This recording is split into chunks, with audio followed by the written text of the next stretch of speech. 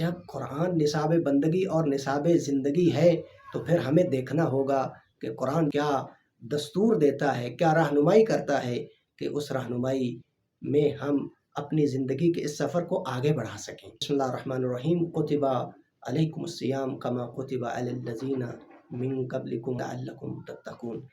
खालिक़ lump यज़ल वला यज़ाल की जानिब से साहिबान ईमान को खिताब हुआ कि आप पर रोज़ों को वाजिब करार दिया गया, रोज़ों को फ़र्ज़ कर दिया गया। उसी तरह फ़र्ज़ किया गया कि जिस तरह आपसे पहली उम्मतों पर ये रोज़े फ़र्ज़ किए गए।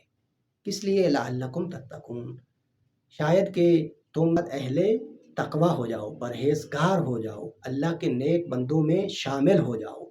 यानी ये जो माह मुबारक रमज़ान के रोज़े हैं, ये खुदा की जानिब से एक फ़ुर्सत है, नेमत है।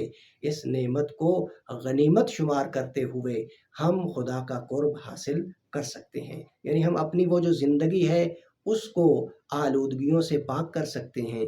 वो चीज़ें जो खुदा के क़ुर्ब का सबब, हम उन असबाब को फ़राहम करके अपने इस ज़िंदगी के सफ़र को आगे बढ़ाएँ।